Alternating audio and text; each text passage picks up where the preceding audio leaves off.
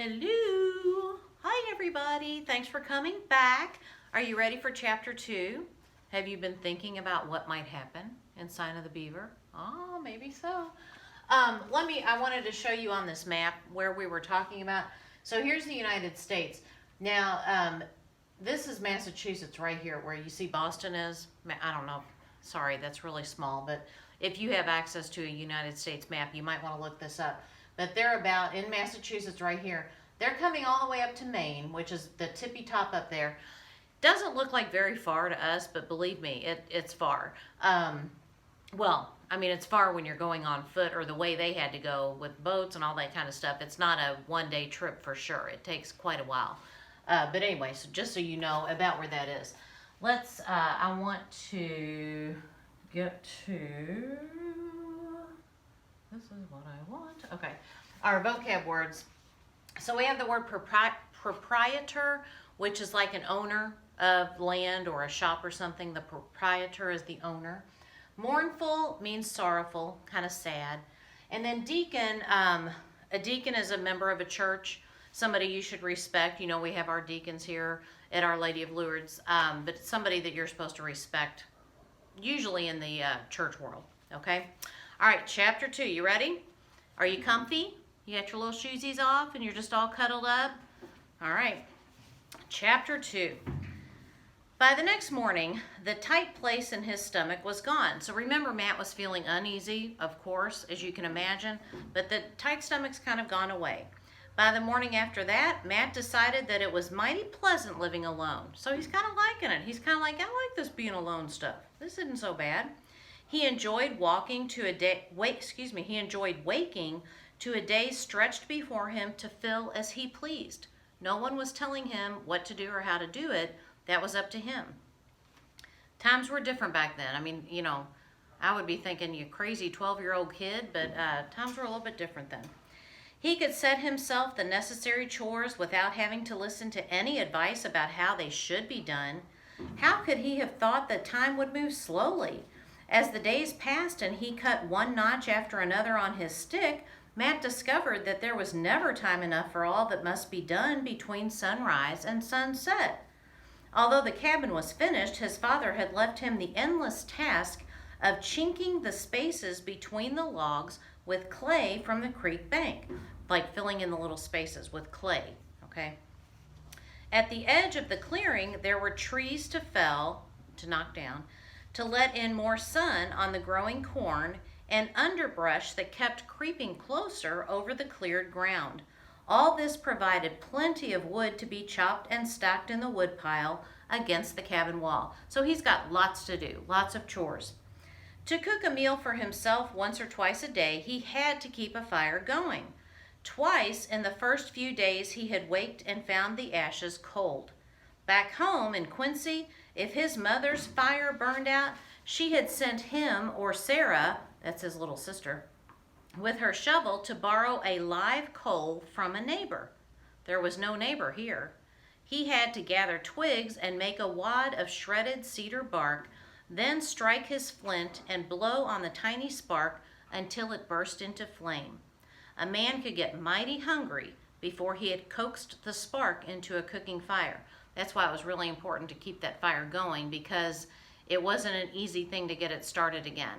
Like he said, back home in Quincy, Massachusetts, they would just run to the neighbor to get a live coal and start the fire that way. He doesn't have that here. There's nobody there. The corn patch needed constant tending. In these hot, bright days, every drop of water that these green shoots demanded had to be lugged from the creek, a kettleful at a time, and there was no way to water the corn without encouraging the weeds as well, because the weeds like water too. As fast as he pulled them, new ones sprang up. The crows drove him distracted, forever flapping about. A dozen times a day, he would dash at them fiercely, shouting and waving his arms. They would just fly lazily off and wait on a nearby treetop till his back was turned. He dared not waste his precious powder on them. Remember his gunpowder. At night, wild creatures nibbled the tops of the green shoots. Once he sat up all night with his rifle across his knees, batting at the mosquitoes. When morning came, he stumbled into the cabin and slept away half the day. That was the second time he let the fire go out. He seemed to be hungrier than ever before in his life. The barrel of flour was going down almost as fast as when two were dipping into it. He depended on his gun to keep his stomach filled. Now, of course, his gun because he would hunt the animals that would feed him. That's what you had to do. Didn't have Kroger to run to. He was still proud of that gun, but no longer in awe of it. So he's proud of it, but he's not like amazed by it anymore. It's his gun now. Carrying it over his shoulder, he set out confidently into the forest, venturing farther each day, certain of bringing home a duck or a rabbit for his dinner. For a change of diet, he could take his fish pole and follow the twisting course of the creek, or walk the trail his father had blazed to a pond some distance away. In no time he could catch all the fish he could eat. Twice he had glimpsed a deer moving through the trees just out of the range of his rifle. One of these days, he promised himself, he would bring one down. It was a good life, with only a few small annoyances buzzing like mosquitoes inside his head. One of those, so there's a few things, he's saying life's pretty good. There's a few things that are bothering him just a little bit. One of those was the thought of Indians. Not that he feared them. His father had been assured by the proprietors that his new settlement would be safe. Since the last treaty with the tribes, there had not been an attack reported anywhere in this part of Maine. Still, one could not entirely forget all those horrid tales, and he just didn't like the feeling he had sometimes that someone was watching him. He couldn't prove it. He could never see anything more than a quick shadow that might be a moving branch. But he couldn't shake off the feeling that someone was there. One of those pieces of advice his father had been so fond of giving him had been about Indians. They won't bother you, he said. Most of them have left for Canada. The ones who stayed don't want to make any trouble, but Indians take great stock in politeness.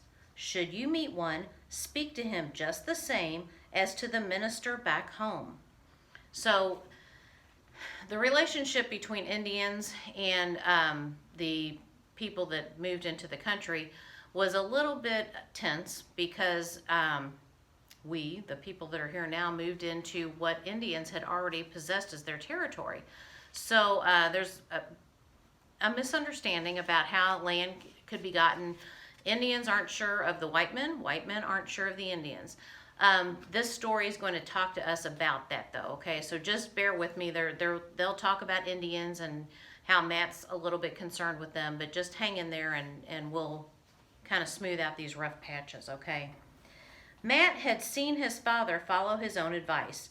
Once, when they had tramped a long way from the cabin, they had seen in the distance a solitary, dark-skinned figure. The two men had nodded to each other gravely and lifted a hand in salute, exactly as if they had been two deacons passing in the town square. But how could you be respectful to a shadow that would not show itself? It made Matt uneasy. So Matt's father had said, be respectful. You know, these are people. Be respectful of them, and they will be respectful of you.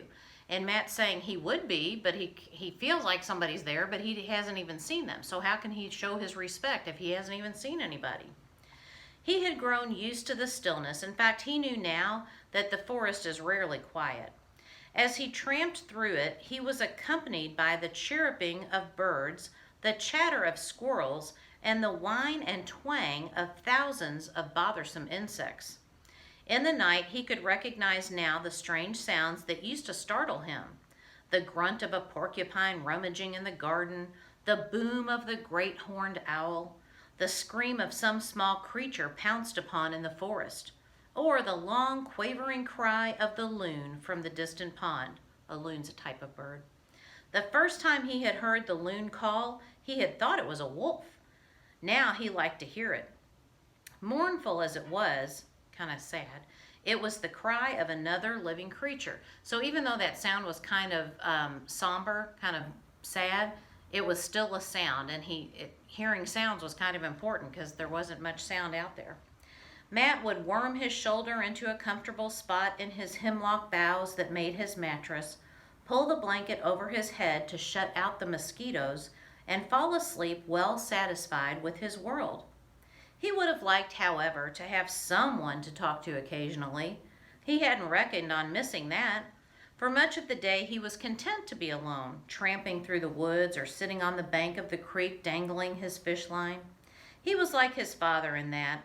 But there were times when he had a thought he'd like to share with someone, with anybody, even his sister Sarah, though he'd never paid much mind to her at home.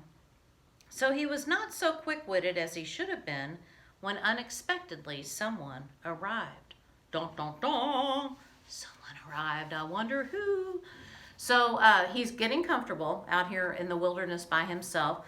Think about, make your pictures. Think about what he was doing to get his food.